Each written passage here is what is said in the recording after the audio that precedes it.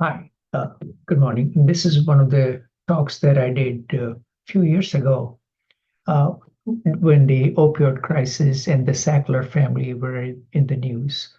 And this was done for USF Osher Senior Learning. So I just thought I'll record it and share it with everybody on YouTube. Okay, so let's get started. This will be uh, 2 hours each, 4 sessions, as with other classes. Now, opium to opioid.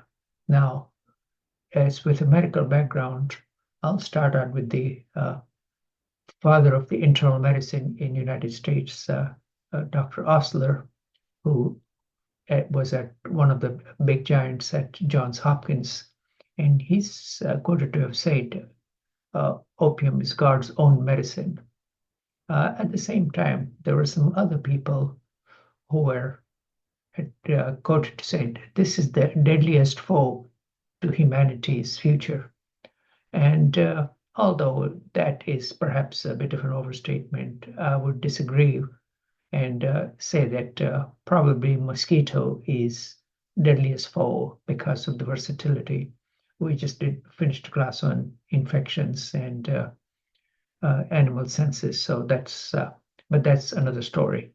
Now, for in the early days before the rise of modern medicine in the 20th century, with SALFA and the rise of microbiology, opium was the go-to drug for majority of illnesses, the infectious diseases, primarily cholera, tuberculosis, and in cold weather, rheumatism, dropsy, which is another word for congestive heart failure. So this was the big effective drug in the armamentarium of physicians. And but at the same time, this when as human beings, when something is good, we use it in abundance. And with widespread use, the opioid crisis, United States, since in the 20th century, has gone through three epidemics of opioid crisis. First, in the early part of 20th century, in 1905, during the so-called Gilded Age, then during the Nixon era, and after 1950s, and the most recent one was with prescription pain medicine. So that's the third one, and perhaps we're in the fourth one with uh, synthetic opioids and the other countries getting into the act.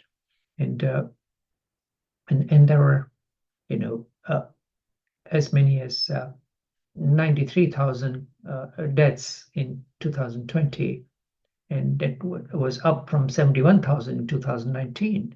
And for the first time, there are more deaths due to car accidents than due to car accidents. So this is, so this is the, a big cause for mortality, especially amongst the young men. Okay, and but in spite of that, and in spite of the known side effects and potential for abuse, this has been surprisingly well accepted, or even in more traditional cultures. And for example, alcohol and other things even were banned in the Islamic culture, but at the same time, cannabis and opium were well tolerated. In Persia, for example, there was severe punishment for tobacco, but at the same time, opium was considered acceptable, and even the royalty accepted that. And even in the Mughal Empire, the Muslims who did not consume alcohol, were high on opium, and perhaps were not able to control their big empire. So, and this goes back even further, that even in the South American, Native Americans cultures, the hallucinogenic drugs have been around for thousands of years. And at the same time, with the uh, current overuse of pain medicines, a lady named Edith Springer can be rightly caused as goddess of harm reduction. So, because when we discovered a more effective way of delivering larger and larger buzz with injectable opiums, so that harm reduction has been the big key instead of throwing people in jail. But I'm digressing. We'll talk more about it as we go along. Okay, moving on to the next. This is a general outline, history of opium, opium wars, a brief role of two families, because opium is intricately connected with empire, primarily British Empire, Chinese Empire, and the Indian subcontinent. So and varieties of actors played a role in opium trade and made fortunes and lost fortunes as well. So that's an interesting saga, which may be of interest to history buffs, and as to how it affected the uh, two big populated countries, India and China. And more recently, the synthetic opiums will address that, obviously, morphine and heroin, and the most recent prescription opioid crisis.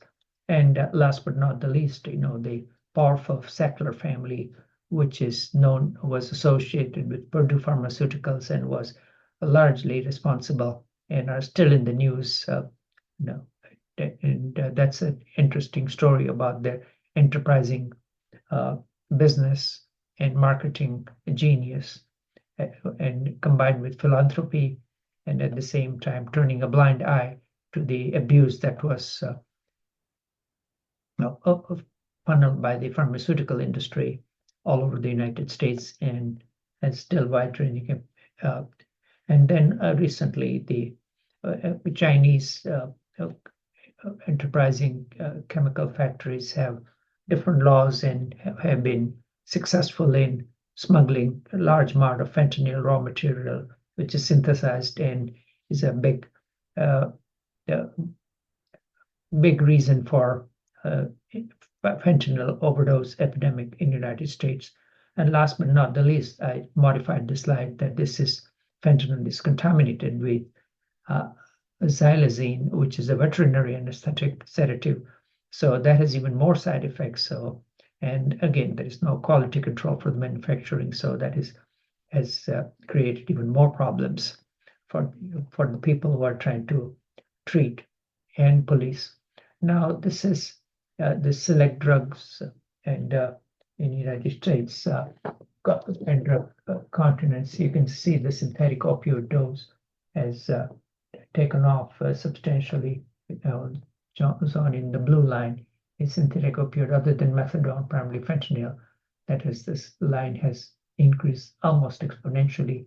The cocaine has maintained its thing. Heroin has somehow along the line fallen by a little bit, and the prescription opioids, finally, with some regulations, have again changed their yeah, uh, widespread use. Okay, and this is now the numbers have actually decreased in 2023, so there is a glimmer of hope. For the first time, decreased in even in the states that were on the forefronts of deaths, including Ohio, West Virginia, etc. Okay, the fentanyl doses have increased, but at the same time, people have found substitute that cocaine and psychostimulants like methamphetamines have increased. So the war is far from over. And overdose involving prescription, you can just see again, this is another data from the NIH and CDC, okay, that shows this side that prescription drug combination with synthetic opioid. Okay, the two graphs are diverging. Prescription opioid without any opioid. So you can just see that the yellow line is this one, and the opioids without any other opioids. So numbers are changing due to effort. And now, and obviously, Afghanistan, this is the Taliban flag is the words Opium King.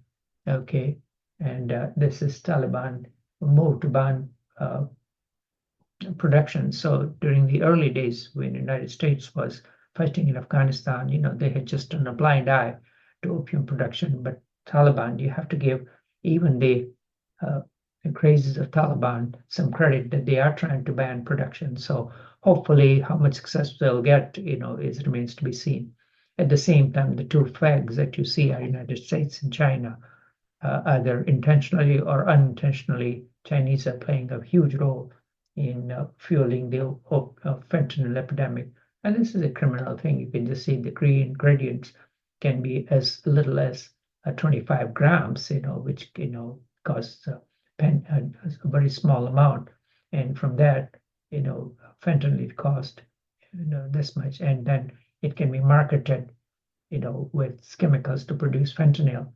and and this is like 800,000. So there are huge profits to be made, as you can see from the numbers, from less than $100 to $800,000.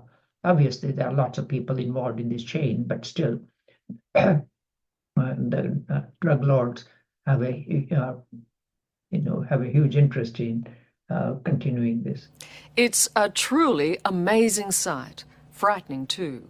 Field after field, thousands upon thousands of acres, a veritable sea of opium poppies. This is Afghanistan, which now produces more than 3/4 of the world's heroin. And it's all so brazen, right under the noses of 11,000 American troops. They argue their war is a war on terror, not drugs. So this season's crop is on its way to the West, to kids in countries like Australia.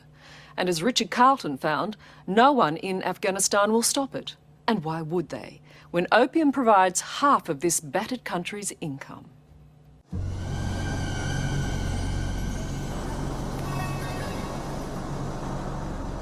Most passengers on my flight to Kabul were returning emigres and refugees.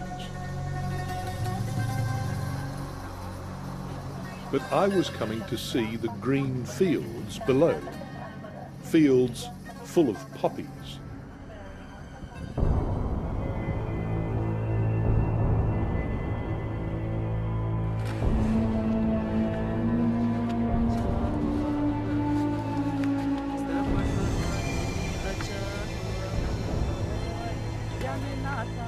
Almost every Australian knows or knows of someone who's suffered heroin addiction.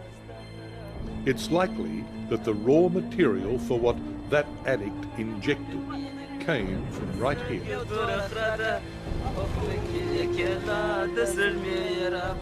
What's astonishing is that it's so open. It's illegal, of course, but apparently everybody's into it.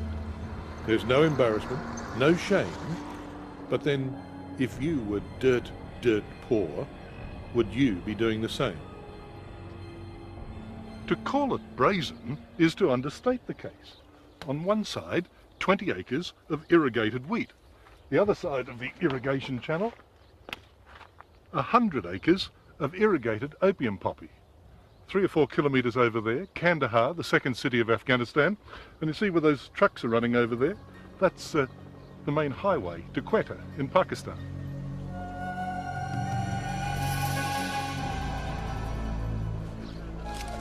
In some countries you'd hang for possessing an ounce of this stuff, but in a country occupied by 20,000 foreign troops, it's being collected by the bucketful a few kilometres from the front gate of the second largest American base in the country.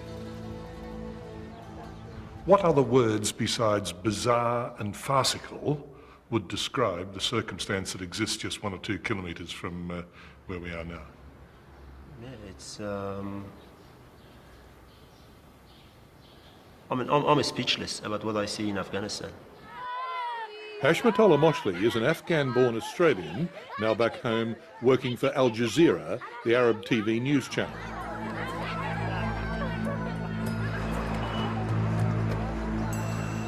He's based here in Kandahar, the spiritual homeland of the Taliban, that regime that persecuted women, harboured bin Laden, and very successfully suppressed opium production.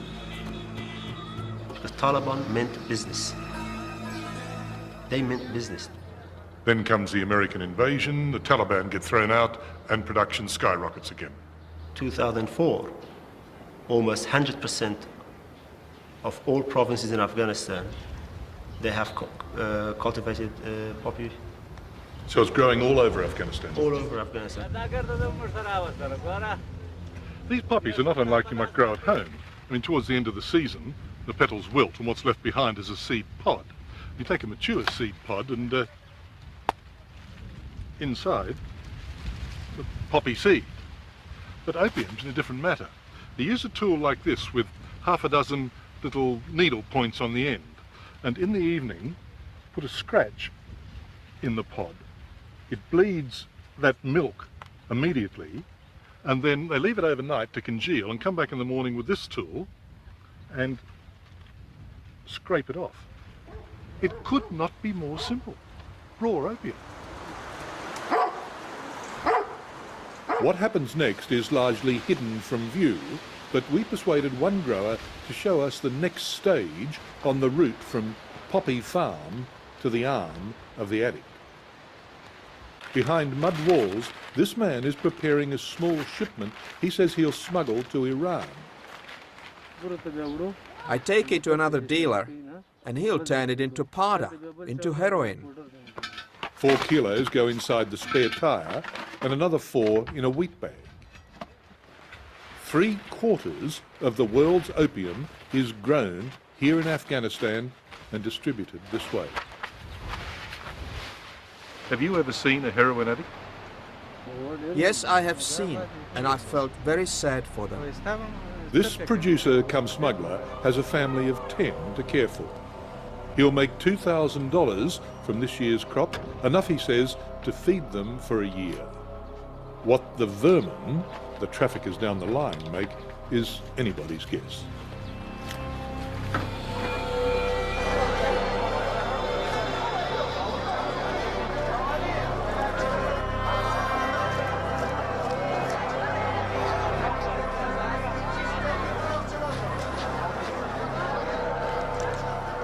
Some of the traders here in Kabul's money market are quite wealthy men. This is a very, very busy place because much of the economic activity of this country is carried out in cash, and that's because much of it is illegal. And that's because half the national income of this country, 50% of it, comes from growing opium and selling heroin.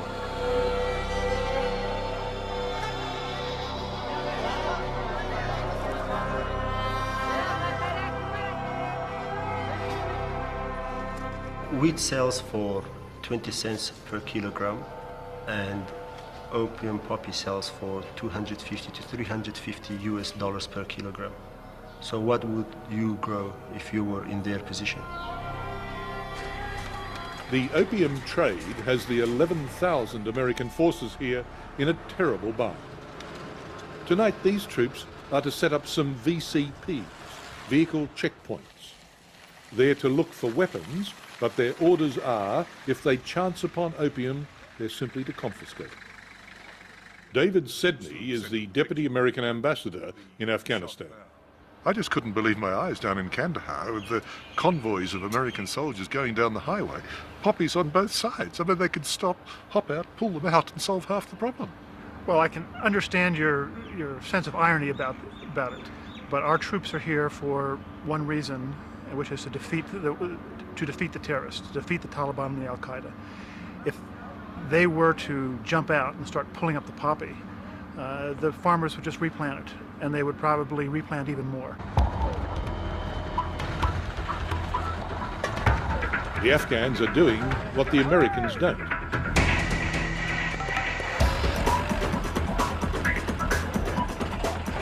These men are from Afghanistan's Counter-Narcotics Directorate. Their job is to eliminate the poppy crop. But as you're about to see, eliminate in this part of the world has a very special, even a unique meaning.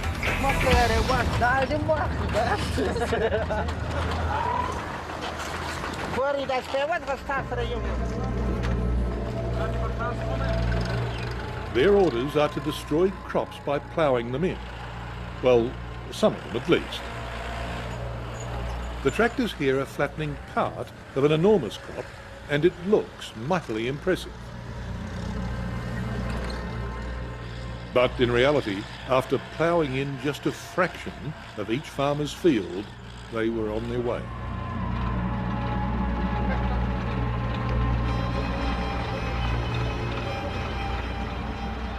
This 10 hectares. 10 hectares. Yeah, How many hectares will you destroy? 5 hectares. 5. Yes, And you will leave him 5 for his family. yes, yes.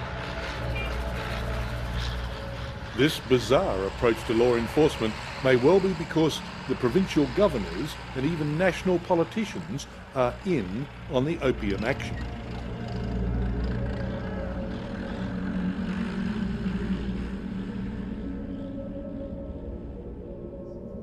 It's top-level corruption that even the Foreign Minister, Dr. Abdullah, can't ignore. So 34 provinces in Afghanistan, each one has a governor. How many of those governors are involved in poppy production themselves?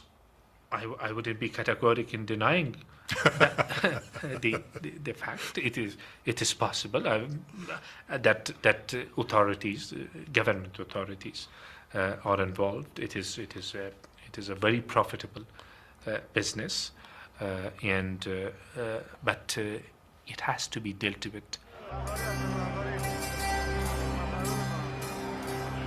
If opium production was stamped out, what semblance of an economy there is here would simply evaporate.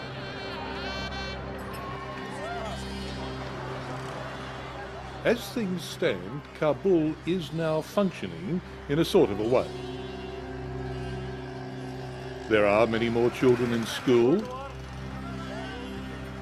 Some construction is going on. Mobile phones allow the trappings of status.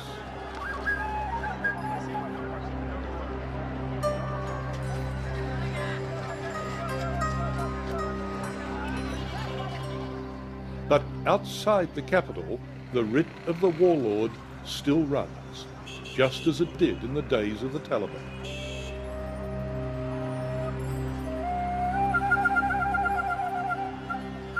If I say the probability of this country falling back into anarchy is 50-50, what probability would you agree to? The probability is much less than 50, but Significant probability, though. but I think it means my answer. It means that we don't have a time to rest.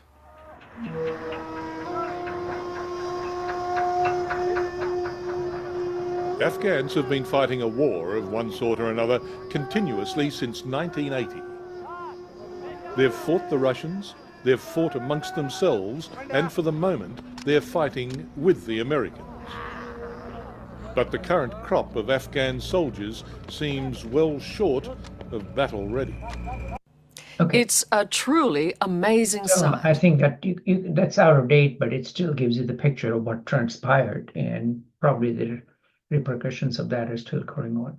So now basically we'll go back to thousands of years, that this picture you can see on the left-hand side is, one of the rulers of Mesopotamia, worshipping the poppy plant. So this was about 4000 BC, perhaps, and the botanical name of poppy is Papaverum somniferum, and somni means it has to do with sleep, and the evidence goes back even in Europe to Neolithic or the Stone Age era of 4200 before the current era. That's an easy crop which is cultivated, and how humans discovered it, that remains a mystery.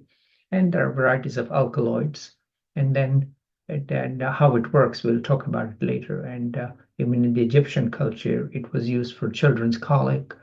Then it was slowly the Arabs took it to China.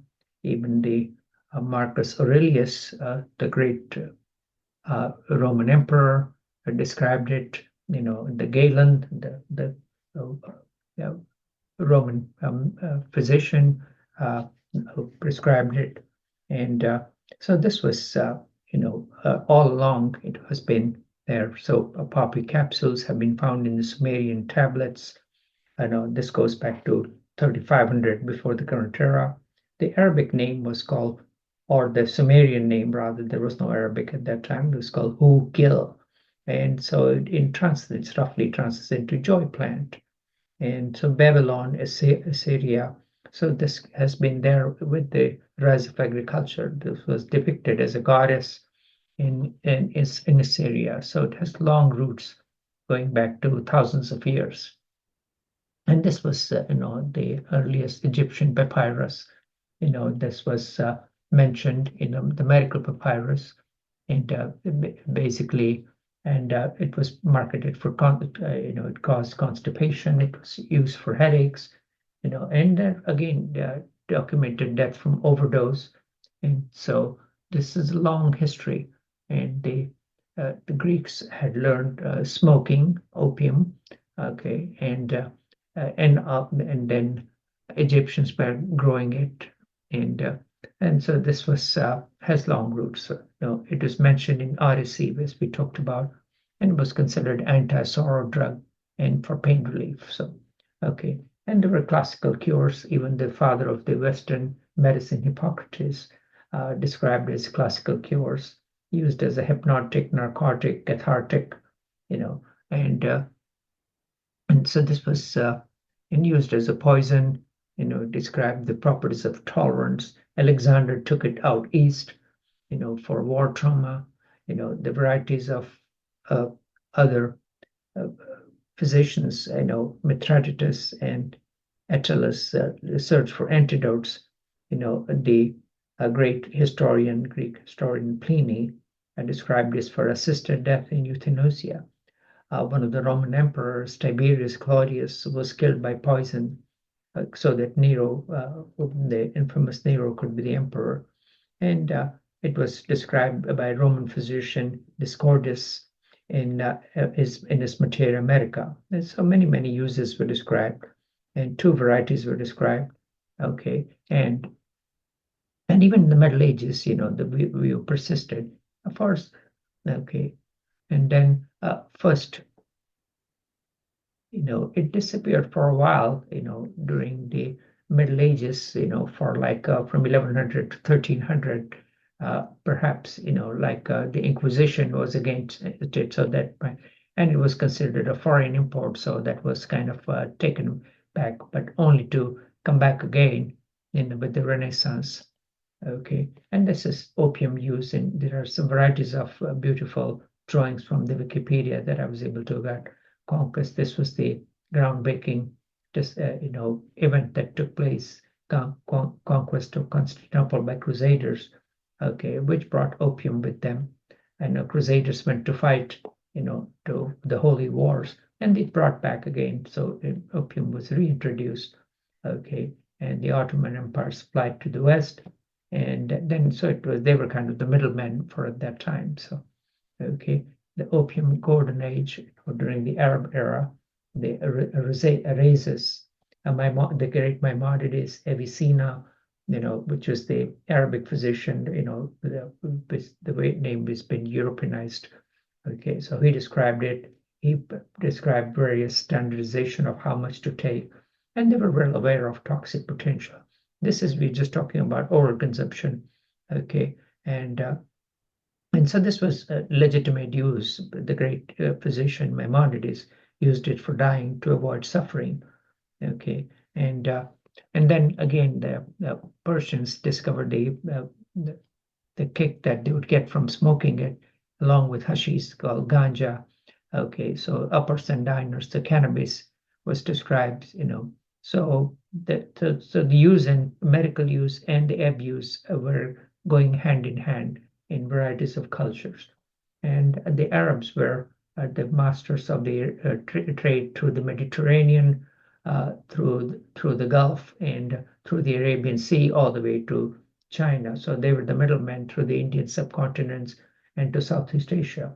So this was the traditional those, which were the sailing ship with masts and sails by the Arabs. So it was introduced, all around the world. It made its journey. So as you can see very well, and then some of those are still being used, and they're hard to detect under radar. So, and we talked about, and that reemerged in Europe in around 1500 era by the great physician or pharmacist Paracelsus, and he mixed it with alcohol and came up with what is commonly known in Materia Medica as laudanum, he combined with some varieties of other stuff which did not have any medicinal value, but he thought there was something to it, such as crushed pearls and musk.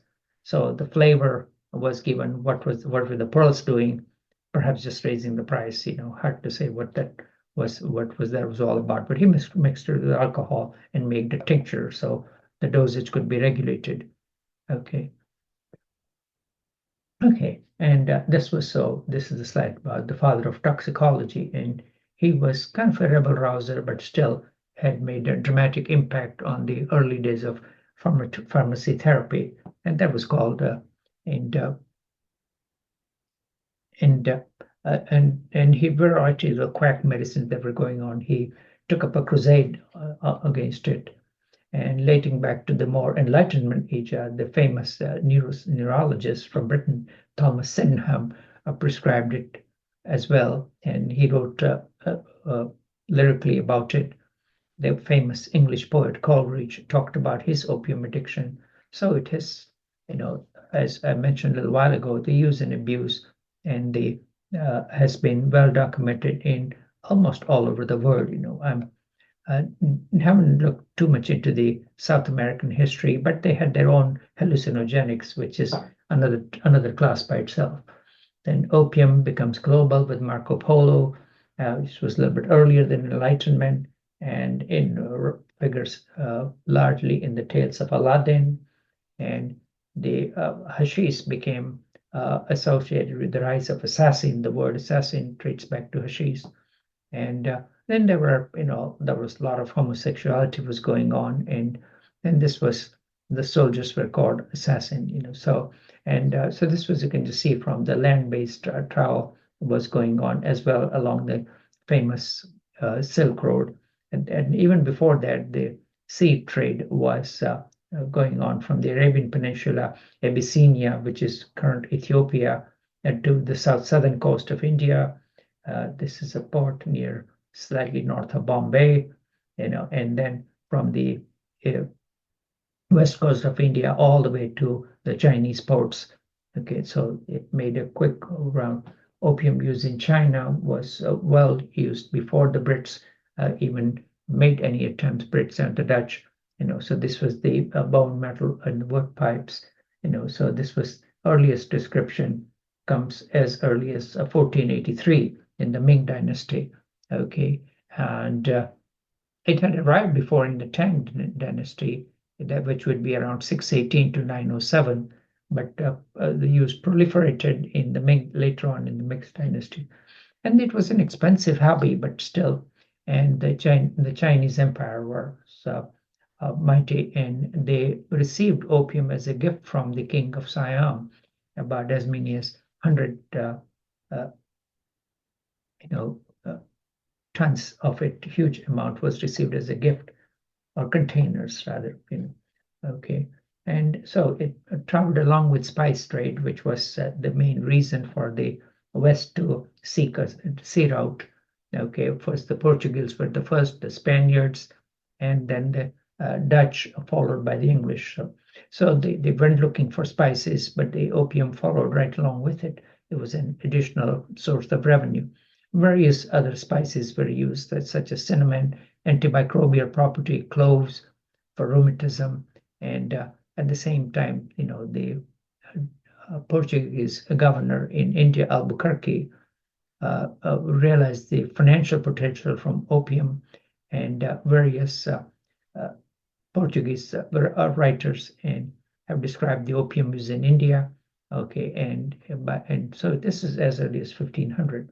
And the other things that were traded were, we already talked about cinnamon, cloves, camphor, rhubarb, hemp, which is the raw material for hashish, the hemp plant, and opium.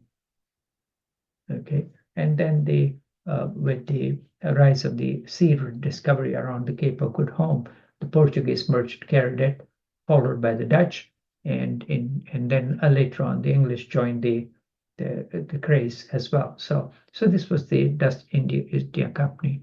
So both routes were widely fared, okay, and And the Chinese had used it along with tobacco, so it was, they were getting quite a bit of buzz with varieties of habit-forming drugs, Okay. And at the same time, this along with entertainment, music, poetry, painting, so it did, improve some creativity for at least, or it was thought to be that it contributed to some creative thing. Now, the big event that took place was in Queen Elizabeth I, granted a charter to a private company, which was the East India Company, which was came to the west coast of India and went and asked for trading routes to the Mughal Emperor and were given permission. And once they got foothold, and with the uh, decline of Mughal Empire, they gradually indulged in politics, and part of the French and Indian wars, which can be truly called the First World War, took place, including North America, Canada, South India, and Europe, of course. And finally, due to better naval superiority, the English came out on top, and the French were left to with relatively minor colonies in varieties of islands in the Indian Ocean and the Arabian Sea, as well as a small area in southern India. And they sought their fortune in Maghreb or Algeria and Morocco. So, but that's a different chapter altogether. And later on, obviously, the mad rush for Africa took place, but that is a different subject altogether.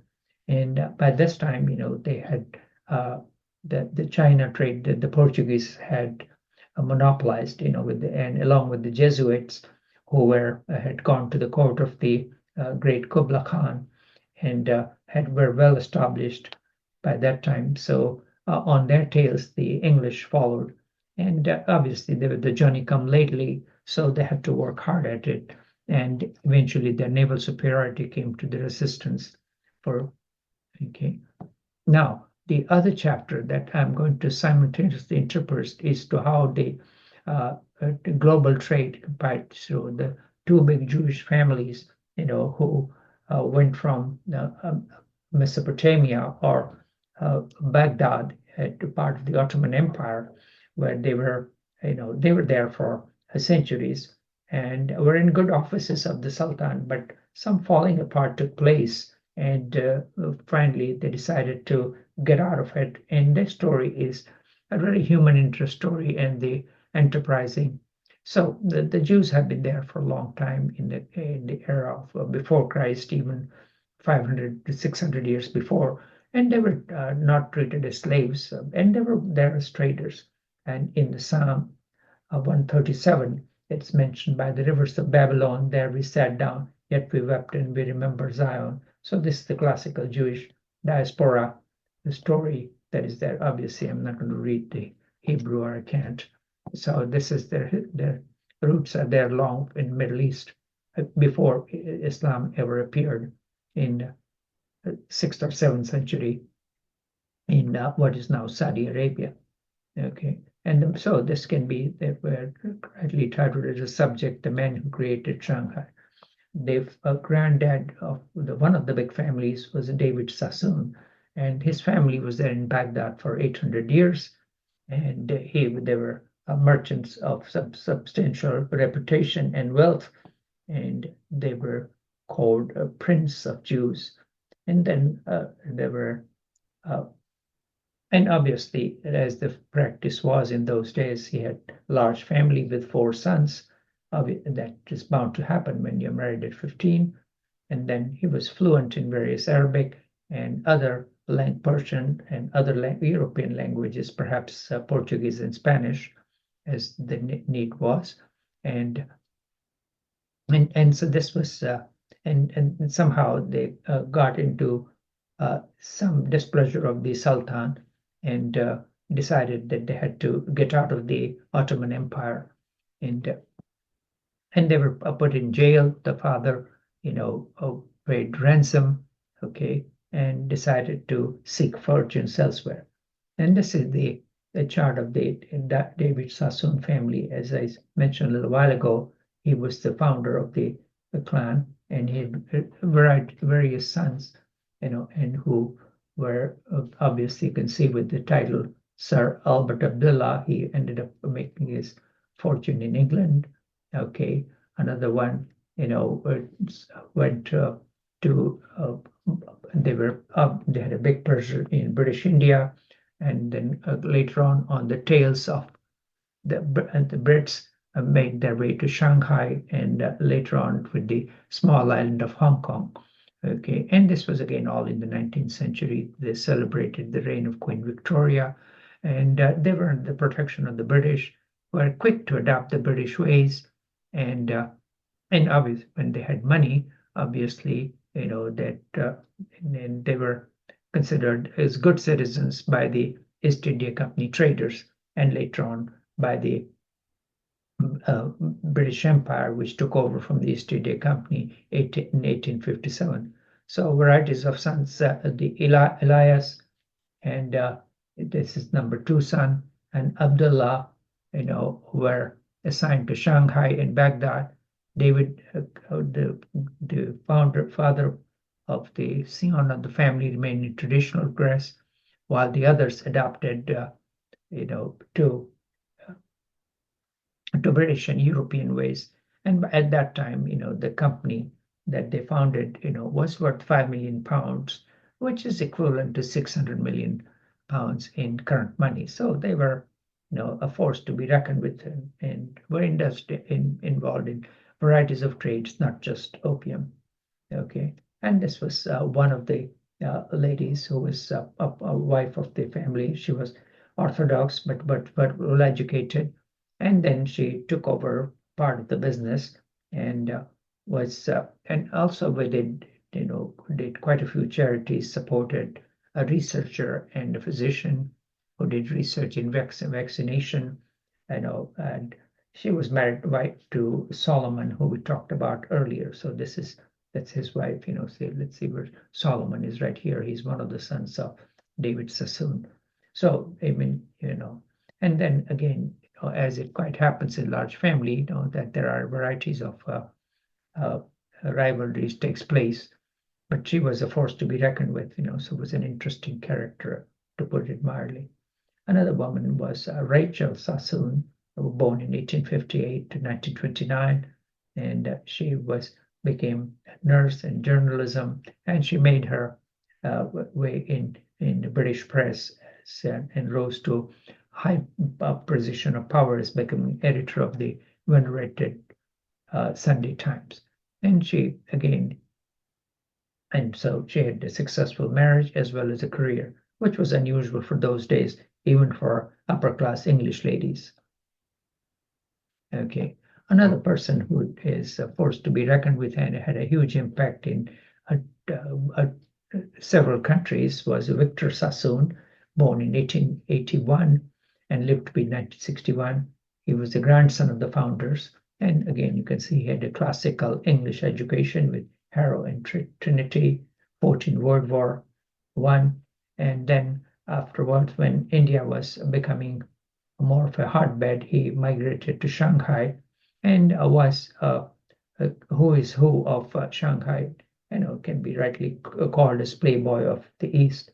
And the very famous hotel in Shanghai, the Cathay Hotel, was popular with the Hollywood crowd and the various administrators and the upper class Brits and Europeans. Okay, and then obviously he did his share of helping European Jews survive the ghettos, and at the same time he loved spending his money and had varieties of interest, was involved in racing, and eventually moved to Nassau, which was British at that time, and then but at the same time it happens with a lot of successful businessmen. He was involved in various currency manipulation and tax dodging. Okay, and then again, he finally got married at age 65, and he was a playboy, to put it mildly, I think so. Okay, And we talked about the Portuguese role, which lasted in the early days of European settlements. Okay, and traditionally China used copper kings and foreign traders first, and that was required payment in silver. And Britain was a latecomer, as we talked about, and the Portuguese got their pound of flesh by colonies in Macau, which was ceded as early as 1557, and then later on the Brits were involved in the China War, which we will talk at length. Okay, and obviously, even though the emperor wanted to control the trade, China is a vast country, and the emperor mountains are high, and the emperor is far away. So a lot of illegal trade went on under the nose of the emperor and the Chinese administrators. Okay, and so there were more concerns earlier, for whatever reasons, about tobacco. Okay, and when they combined both tobacco and opium, it was considered as dupe, and that may have origin of the word dope, as we have come to know it. Okay, all right. So interesting trivia. So here's just the old picture of the patriarch of the family, Sassoon, with all his sons, some in traditional Arabic Middle Eastern dress, and one in Western style dress. And then Shanghai was becoming the place to be for the European traders. So, and this came out to be area which was known popularly as the Bund, even though it was under a Chinese authority. It was a small enclave of Europeans, and the Chinese could only work there as servants and second-class citizens, and the whole area was primarily European controlled. And so this was they had created the mini Europe in the style on the part of the Shanghai near the waterfront. Okay, and so there were already the three connections were established by this powerful family in competition with Scottish traders. Okay, and this was and there was not just the Jews and the Brits were traders. The local Indian Hindu merchants were also involved in this, and at the same time, a small community, which are original Persians who had settled in Western India, called Parsis or Zoroastrians, were quick to adapt to Western ways and were heavily involved in trade. So you can just see that it was globalization in this circa 19th century. So not only just Hindu merchants, Jains, and Marwari, which were the traders from the desert area of India, Muslim traders, Baghdadi Jews, and European free traders. So this was a huge endeavor that was taking place with the blessings and protection of earlier the East India Company, and because they were all treated fairly as long as they did not cause any political trouble and paid their taxes. Okay, and by the Europeans were interested in obtaining goods from China, but China did not need anything, so there was a balance of trade was with silver, and so obviously this was causing a lot of precious metal that was being lost to not just to India but to China. So that's one of the reasons they needed a substitute so they did not have to pay in hard currency, which was silver, was the medium of trade. And these are the silver peso, which is the Philip, the King of Spain, that was enabled Europeans to purchase Chinese goods, because there was a huge demand for luxury goods coming out of China, primarily silk, porcelain, and tea. Okay, and so this was a surplus of 5 million kilograms of silver. So this was the triangular trade that was taking place, that there was a mine in South America and Central America with slave labor of the natives, and the Spaniards and the Europeans used it to purchase luxury goods from China. So this was well summarized in books entitled 1493. So and a lot of exchange went via Philippines. Okay, and so they needed a substitute. So opium occurred right at the time, so it could be sold at considerable profit.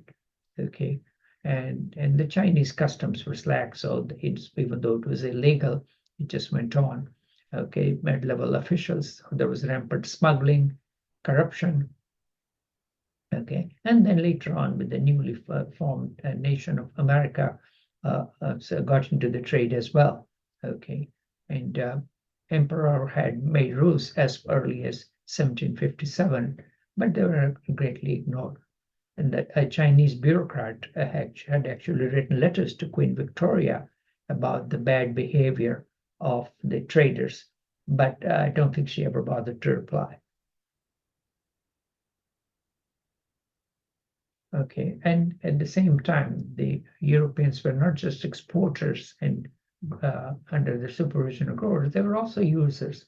As early as 1830, opium consumption was rising as a recreational use.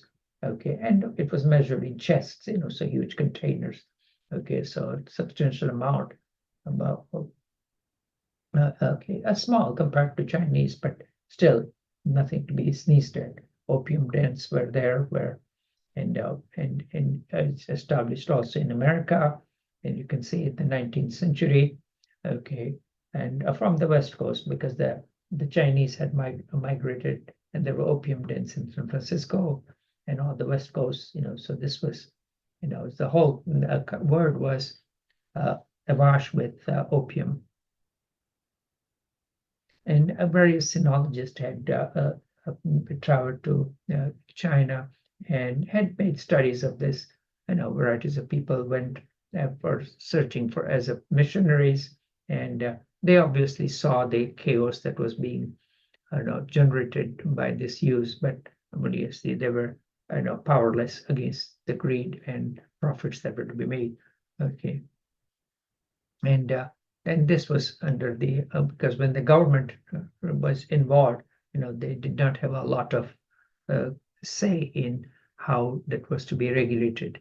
Okay, and George Stoughton actually went all the way to the emperor, and again, at the same time, that he spoke the language, so worked as a translator and for the traders of the East India Company. Okay, and then again, so when the Chinese decided to put a stop down, and that led to the war. After when the Prime Minister Palmerston was the Prime Minister of England at that time.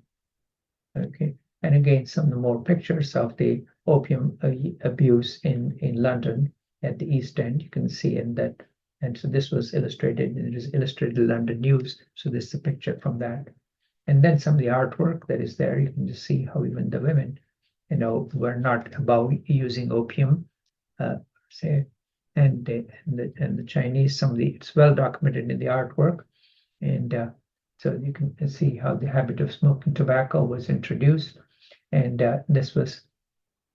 And so we already showed you some of the same pictures, so this may be a more than you probably want to see, but it was all the part of the big society was involved, men, women, and again, so this was, and it talks briefly about the San Francisco earthquake, so in the early 20th century, this was involved.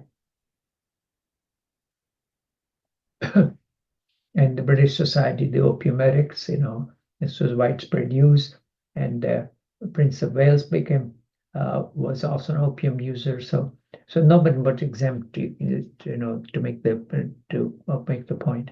And the Royal Pavilion was built as a seaside resort, who became King George IV. And he partied with his friends. You can just see a spoiled rich man. And the famous Confessions of the Opium Eater, which has made the classic of the history by Thomas de Quincey, okay, was written in 1822, and a literary account of opium addiction, as to how it was pleasurable at the same time dangerous. So this was well documented as a part of the classic drug literature. Okay. And again, you can see that the Chinese economy was a lot larger and the other countries, at that time, the line that's in blue, China was the richest nation of at that time, okay, and followed by India and it gradually, with the rise of industrial revolution, the rise of Europe can be well apparent, and the Middle East stayed flat for most of the time, so they did not factor much into the picture at that time. But the rise of the West and decline of the East that took place. Okay, and the Chinese officials were, the corruption was widespread at that time, and that just allowed corrupt official, property worth, 1,100 million, equivalent to billions of dollars. So it's just staggering the amount considering the era. Okay, and this was one of the, notorious figures. Okay, so he was. This was well documented in literature by Robinson Crusoe. Okay, and then again, they would clamp down on it, but then it just went underground basically, and then there were huge growth was taking place by that time on both sides of India. Okay, and as many as 15% of the population was addicted, men. Okay, so and at the same time, that the Chinese system of administration was stressful and very rigid, and so as a relaxation or stress reliever, opium was the easy go-to drug, which was easily available. Okay, and they made serious attempts at banning the drug, as with the culture.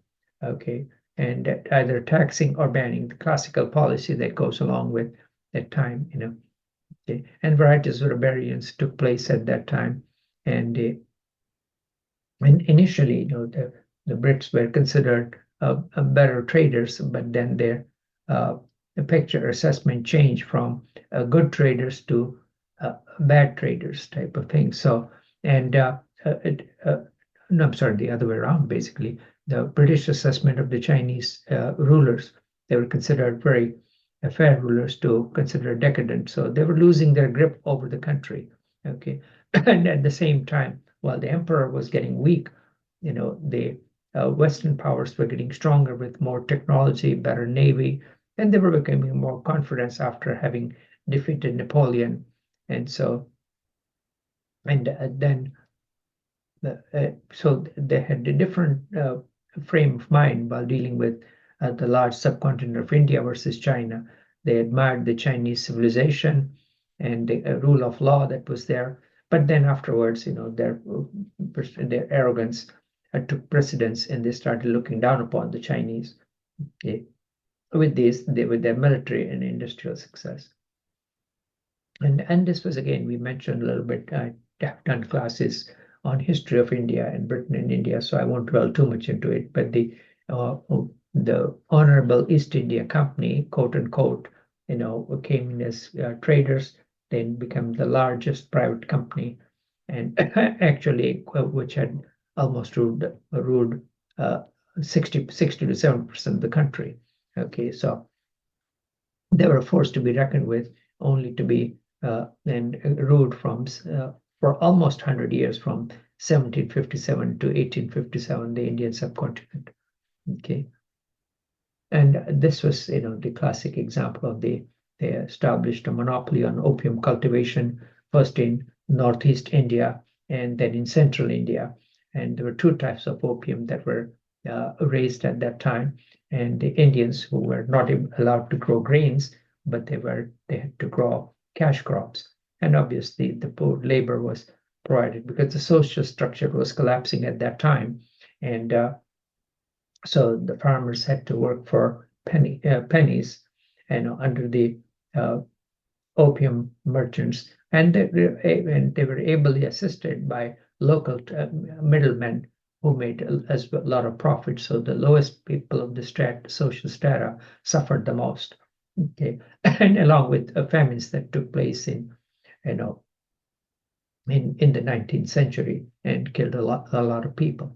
Okay, so these are some of the pictures that are well documented with the early rise of photography.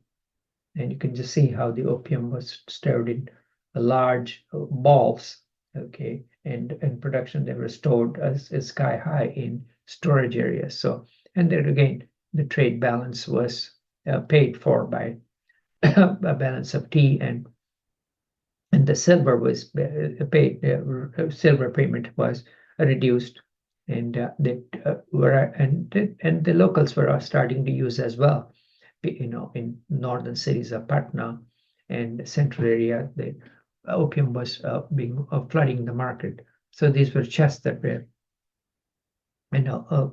sent, each weighing about 133 pounds.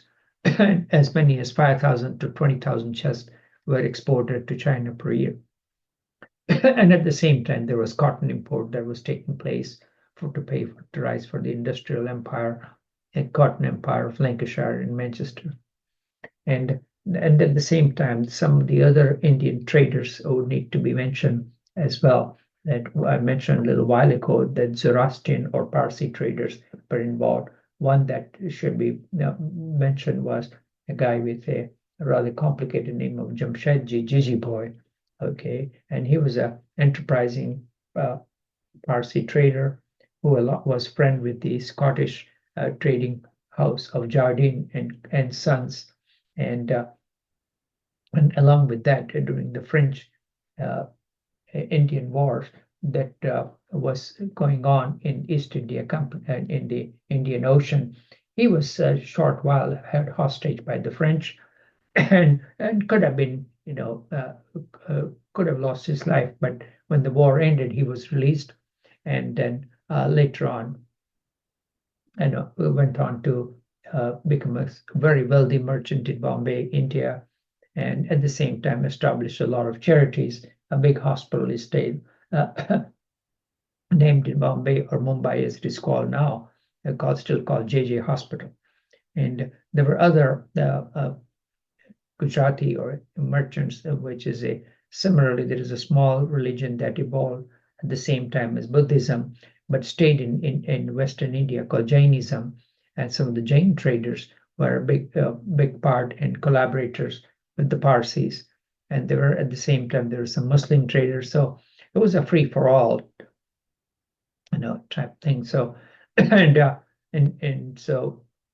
so it took almost a globalization, and there were some Armenians thrown in as well, and they were all living under the protection of East India Company and getting immensely rich.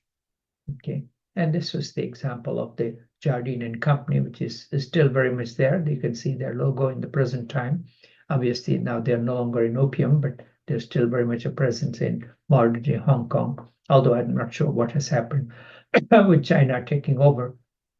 But they were established as early as 1832. He went as a physician and then decided the trading was a lot more lucrative, and was involved in smuggling opium into China from central India, at the same time trading in spices and sugars via Philippines, and bringing back tea and silk to England. And there were varieties of what they called factoring and insuring. So they were making money on all fronts, renting out, because the ships were owned by his establishment. So other traders had to rent, please. Okay. And at the same time, when they got into trouble, the usual practice of gunboat diplomacy was carried out. Okay, so that was not really a free trade, but was an imposed trade. So, and then later on, when they became rich, as part of the triangular trade, they returned to Britain and became members of Parliament. And so this was, a big Scottish enterprise, Jardine and Matheson. They were this big company that is still establishment out of Hong Kong, HK. Okay, and this was the so-called Canton system. The Chinese had restricted the foreign traders to a relatively small area of what is now Guangzhou, or formerly known as Canton.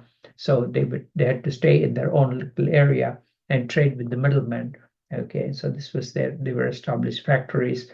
They were not allowed to go into the interior, so they were dependent upon, and there were attempts were there to regulate, and but they were not not overly successful, so they were restricted to a small area. Okay, so they were able to control the trade, at least in a fashion. And the rule was still Chinese, so only Chinese merchants were allowed to trade, so the prices were fixed. Okay, so this was again, so they had to, arrange for their production, because they obviously the communication was poor, so they had to decide as to how much to raise and how much to export.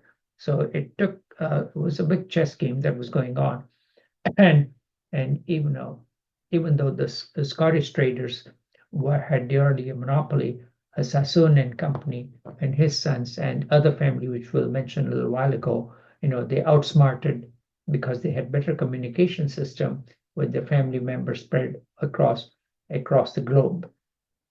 So their communication system was better than that of their Scottish competitors. So they eventually, drove them out of business, out of India, basically. Okay, so Canton trade in the Hong system was devised by the Chinese for carrying out foreign trade. Okay, and it's so much easier. The only merchants allowed over the Hong merchants. So this is an interesting educational piece on it. And one of the rich businessmen was Hong Hokwa, and he was in Canton. And in those times, this was worth 26 million pounds, and he had adopted varieties of other Brits in his assistance, and as a communicator and trader, and they both became quite rich, and they had presence in all around the world, London, India, and of course China. Okay, so they were a match for the Western traders. Okay, and this was the rise of opium smoking imports into China. You can just see from almost non-existent in the middle of 17th century, it rose exponentially to thousands of chests of opium, and the numbers just increased dramatically. And finally, then finally was a political settlement was done, and the Chinese started to grow their own opium. So this whole trade finally came to end in the early 20th century. Okay, and this was again, when the traders were losing their business, the government actually promised to compensate the traders, just like the slave owners were compensated. Okay, and at the same time, that the military superiority was used to great advantage. So that one can say that the British Empire was of the narco state of at that time. Okay, and again, by that time, the Chinese had figured out how to grow it locally. Okay, so that the serious outflow of Chinese silver and opium trade we talked about earlier. This is porcelain, silk, and so these are some interesting diagrams. So okay. Okay. And the silver was so widely used for it, and it became almost like a worldwide shortage type of thing. So okay, and became the Chinese were addicted by this time. Because China is a huge country, so the numbers were so the local consumption was costing them a lot. And finally, one enterprising administrator of the Confucian system needs to mention that his name is Lin Sao. Okay, and they sent him as a governor of Canton with the responsibility for ending this illegal trade. And he is the one who had written letters to Queen Victoria about the bad behavior of the British traders. And at the same time, he was wielded as not so subtle threat that the foreign traders will be executed, happening. And he did go on and carry out some strong punishment, and they put a blockade to the European quarters. Okay, and they confiscated, pounds of opium. Okay, and burned it into the harbor. So he set an example, and obviously this was a shock value to the local traders. Okay, and he had given them warning to reform And so this was the start of the Opium War. And then again, even though he was a well-meaning and able administrator, he became the sort of scapegoat for the losses that took place. Okay, and he was exiled to Xinjiang. Okay, and so then, and obviously, so he lost his power, and so, but there was a Chinese administrator who did try. Okay, and again, so this was the Lin Zhao confiscated, and huge amount of, you can see how, but the financial loss was not taken too kindly. Okay, and they were confined to varieties of items. Okay, so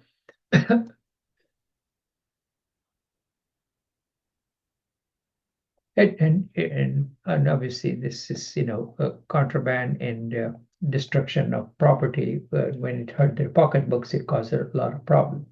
Painting attributed to China portrays the Commissioner Lin ordering destruction of British opium. You can see how this was dramatized.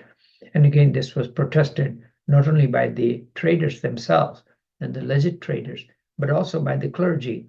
And so everybody was decided that okay, and that the Chinese had besmirched the British honor, so he was making the scapegoat for that. And again, this is his statue. Okay, and in New York's, his in the Bowery and Park Avenue as a growth in trade. So he was honored for his righteous stand. Okay, and opium was easy to hide, so this was, but at the same time there was a lot of legal trade that was going on in tin, pearls, elephant's tusk, furs, etc. that was going on.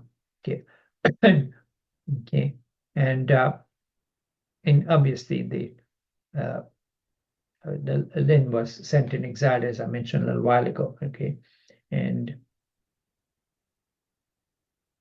so this brings us to the first Opium War, how the naval superiority, was easy to outfight the Chinese junks in Hong Kong. And they give them free access to Shanghai and Canton.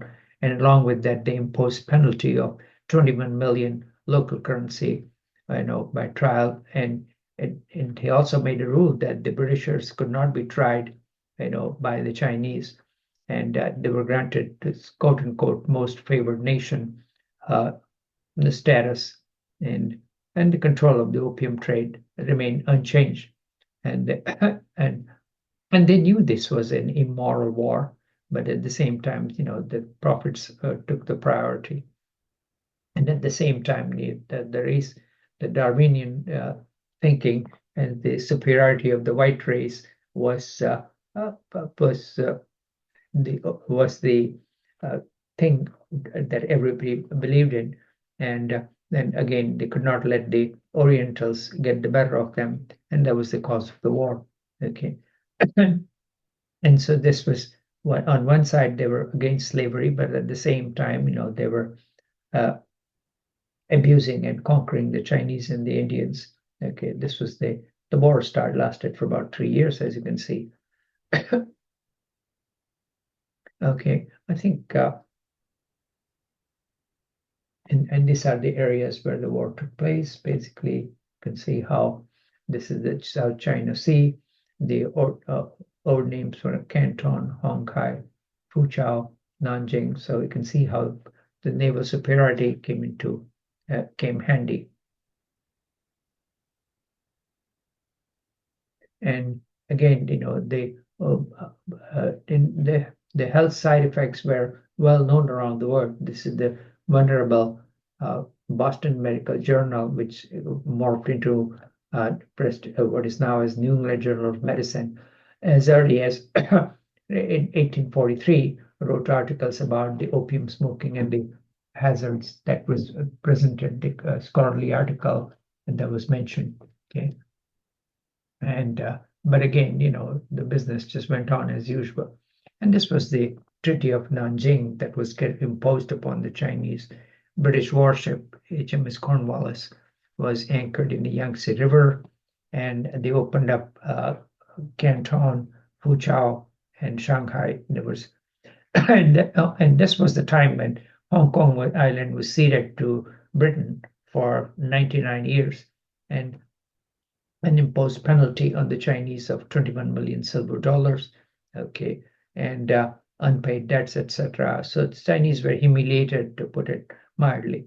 So this was, but the Chinese finally got onto it that it was time for them to modernize, okay, and that even though they signed the humiliating agreement, they changed their approach and started adopting Western technology and sending their students to learn the Western method the same way. At the same time, the Japanese were right on their trail because they were a small factor, but they also, after the Meiji Revolution, started learning and copying the Western technology very quickly, and starting modernizing their military and the varieties of treaties of in the U.S. and this was a free for all of the Western nations, not just Britain, but United States and France. They also made them sign varieties of treaties in 1844, okay, of similar terms. Okay, the Treaty of Nanjing. So this is summarized, which we already talked about, the payment in silver, access to Chinese market, okay, and the full diplomatic recognition of Britain by the Qing emperor. Okay, as you can see how the cartoon of even the British cartoon showed how this was carved up by the varieties of traders, Queen Victoria, the Germans, and the Americans are somewhere there. And so the European rape of Nanjing, okay. We arrest drug dealers. We criminalize people, mainly black and brown people, for possessing small amounts of drugs like weed. We do this because drugs are bad. Unless, of course, it's your government that's dealing the drugs. Like that time the British Empire got China hooked on opium. Empires of Dirt, a show about Europeans getting rich at the expense of everyone else.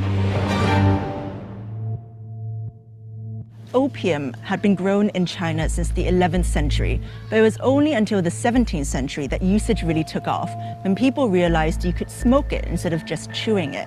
By the 1800s, there were foggy back alley opium dens in the streets of Canton, now known as Guangzhou, Shanghai, and even in London's Limehouse on Pennyfield Street. In the early 19th century, Chinese exports like silk, ceramic, and tea were hugely popular in Britain. Opium was one of the few things that British Empire could trade back. It's estimated that as many as 15 million people were addicted to opium by 1890, making it one of the worst cases of national drug addiction ever seen. They would ship opium grown in colonial India to Canton, where Chinese traders would take it into China. As opium grew in popularity, British trade increased. In 1800, 300 metric tons of opium was shipped into China. 4 decades later, this had increased to 3,500 metric tons of opium. Opium was a highly addictive drug with similar effects to modern-day heroin. Long-term users could experience liver, kidney, and heart problems and could die of withdrawal. Opium use had been banned by the Chinese Emperor Yongzheng in 1729 after he saw the effects of addiction on his citizens, and again in 1796 by the Emperor Jiaqing after everyone ignored the first ban. But Britain continued smuggling opium into China. It was simply too profitable not to.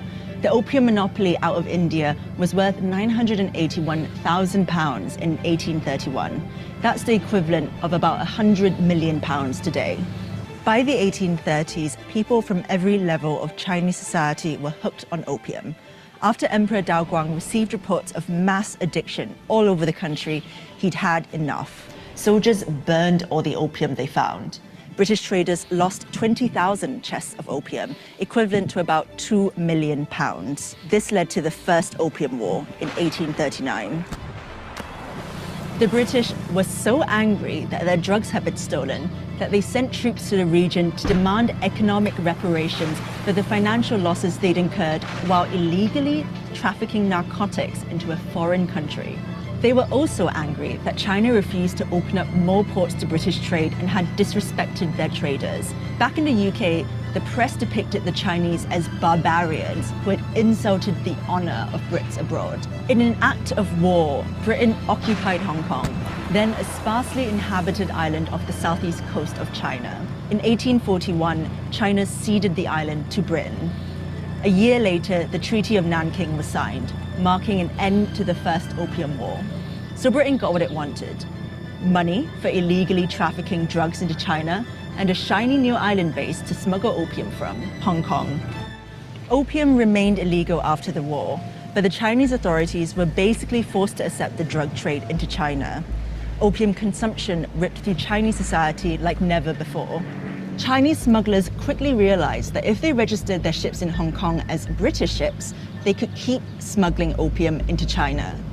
This triggered the Second Opium War in 1856, when a Chinese ship flying the Union Jack was seized by the authorities. The Chinese crew was arrested and the British flag was torn down. The British Navy, supported by the French troops, retaliated by seizing Beijing and looting and burning down the Imperial Summer Palace. China was forced to legalize the import of opium. With the opium trade finally legal, imports from British-controlled India nearly tripled to hit 6,500 metric tons in 1880. Fed up with the British running drugs into their country, the Chinese authorities decided that if you couldn't beat them, you might as well join them. By around 1915, moral and political opposition to the drug trade had grown. Britain stopped importing opium to China. It simply wasn't profitable anymore. It's hard to quantify the scale of the misery that Britain caused in China, or the mess they left behind. And I know personally because my own great-grandfather was addicted to opium and eventually died of withdrawal in Hong Kong. And it's something my family still talks about all the time. The British Empire were one of the biggest drug pushers in history, but hardly anyone in the UK knows what we did in China. Pablo Escobar, he's got nothing on the British Empire. Okay, so that was an interesting thing from a person. And at the same time, there were other things that happens when a lot of soldiers and traders went there. There were a fight over women in Canton, and even some of the enterprising women were a big presence in an American beauty named Harriet Law was a popular woman in Hong Kong. And the varieties of the attack on honor was made a big this thing about the portrait of the king. And at the same time, on their trade, the missionaries were making their way on the trade along with the tales of the traders, and so this was really a free for all, and the large humiliation to the Chinese, which I don't think that they were still forgotten, obviously, as we arrest. Okay, and we talked about the first Opium War that she very well summarized, so I'm not going to dwell on it. That was. And at the same time, when the British Navy went to attack, a lot of the soldiers from British and Indians died due to illnesses rather than war alone. Okay. And even the drug addict, Darcy Quincy Thomas, which we talked about, who had written the Diary of the Opium's User. Okay, the famous book. He was in favor of the war. He blamed the Chinese for the British honor. His own son died during this war. Okay. And the American opium business was right on the trail. That there was, along with other exports such as wire, ginseng was very popular. Silver and cloth were exported. Okay, and then again, the Americans were the Johnny-come-lately, so they did not have any maps. But still, the profit was small but substantial by American standards. So they followed it on the tails. At the same time, the evangelical missionaries were right on tail, and the American president, were protecting the missionaries. And the profits helped establish the Museum of Fine Arts in Boston, a guy named Robert Morris, and Mass General Hospital. Okay, and so the so-called Boston Brahmins were profiting from opium trade and were trading with the Southerners, and so they were, and John Quincy Adams, the the great American, he supported the Chinese war basically. So, okay. And this is, we already talked about, Thomas De Quincey, who wrote the famous books about the pleasures of opium, the illusion versus reality. Okay, he drank opium, but was like using it almost daily. Okay, but still, in spite of all this, he lived to be age 74. Okay, and again, it was easy to blame the others. And the various famous 20th century poets were all had their share of Maclean. Okay, but apart from the opium trade, famous Patience, Sylvia Plath, and Sexton. Okay, and the music players, Hector Berlioz, Symphonie Fantastique, who was written under the opium influence. So was the famous poem Kubla Khan. Okay, and the Nazis had their own share even in spite of their claim to be superior. Hermann Goring was morphine addict, and this is the Kubla Khan by Samuel Taylor Coleridge. In Xanadu did Kubla Khan a stately pleasure dome decree, where Alph the sacred river ran through caverns measureless to man, down to a sunless sea. So twice 5 miles of fertile ground, with walls and towers were girdled round, and there were gardens bright with sinuous rills, where blossomed many an incense-bearing tree. And here were forests ancient as the hills, enfolding sunny spots of greenery. But oh, that deep romantic chasm which slanted down the green hill athwart a cedarn cover, a savage place, as holy and enchanted as ere beneath a waning moon was haunted by woman wailing for her demon lover.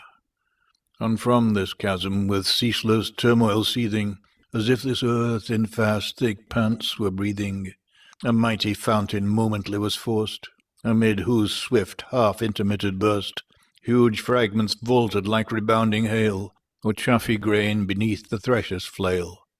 And mid these dancing rocks at once and ever, it flung up momently the sacred river. 5 miles, meandering with a mazy motion, through wood and dale the sacred river ran, then reached the caverns measureless to man, and sank in tumult to a lifeless ocean.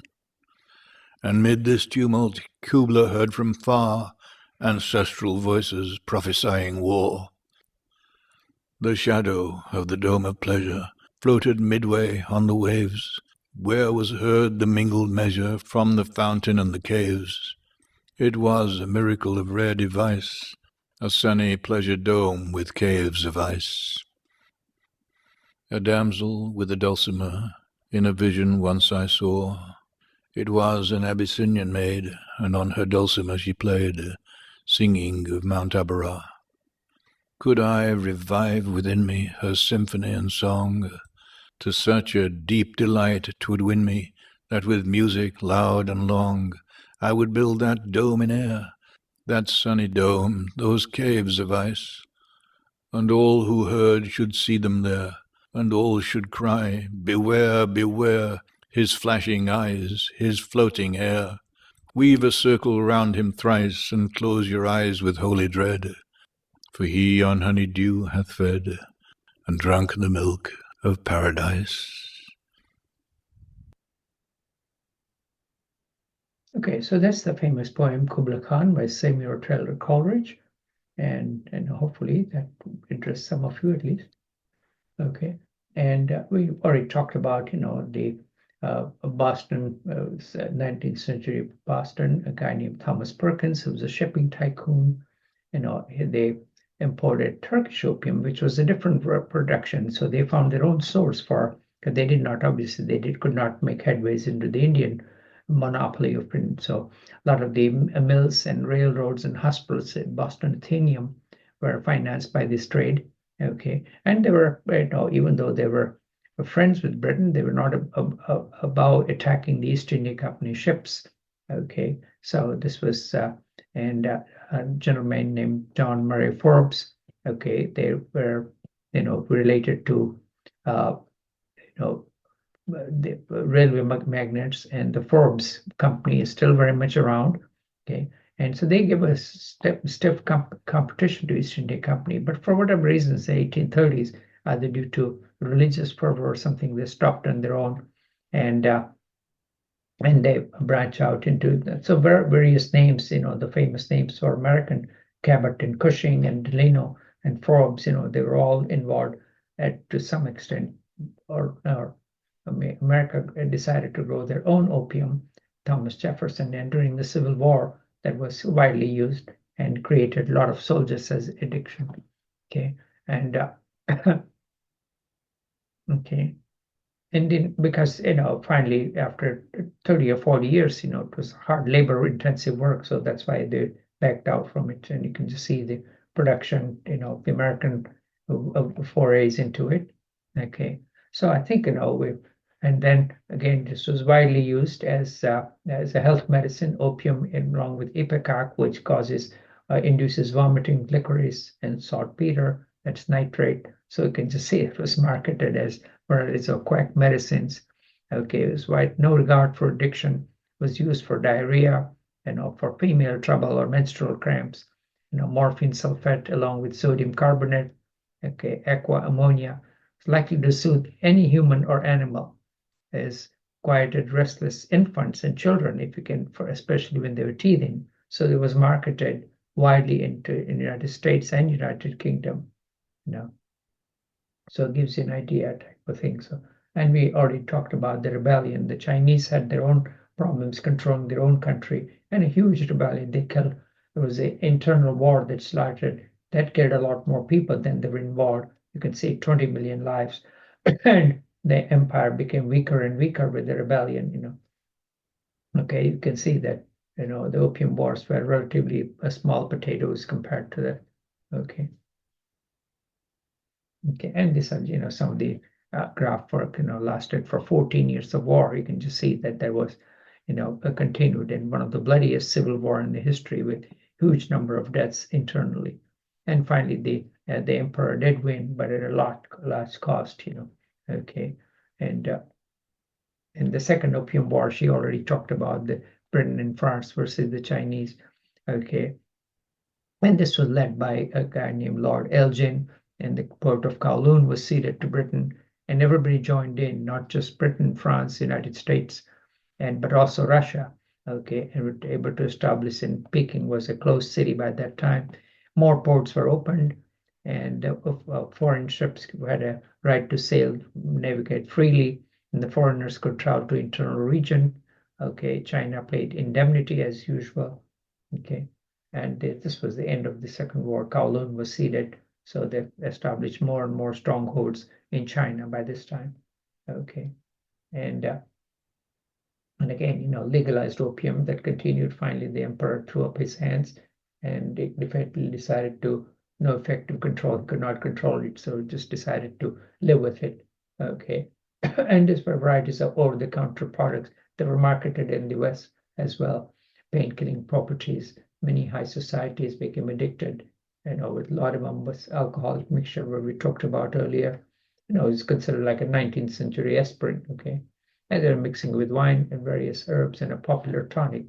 Okay, so I think this is about, and the Victorians were mixed that we already talked about, and then led to the financing of the prestigious Wellcome Trust.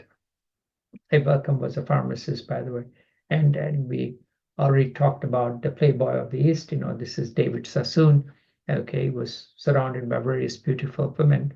Okay, and he was a photographer of a repute.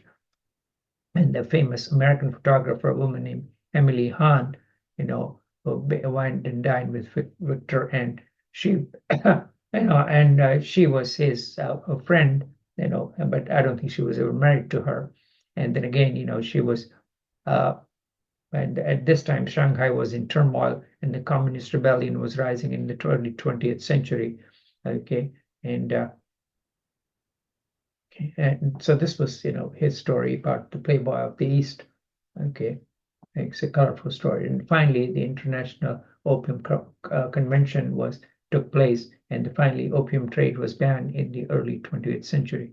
Okay, but before that, San Francisco had already banned, and And the idea that addiction was not a disease, was, finally put to rest. Okay, and under the League of Nations, the International Trade Convention was signed, as early as the early 20th century, was signed by all the Western countries and required all signatures to control. So the only legal production continues is in India, and obviously we already talked about Afghanistan, which is another story. So I think we have talked enough about this so-called opium trade. I'll stop at this point. I've gone over more material than I was planning to, but I will stop at this stage and do part 2, and if necessary, part 3 as we goes by. Okay. All right. Stop share.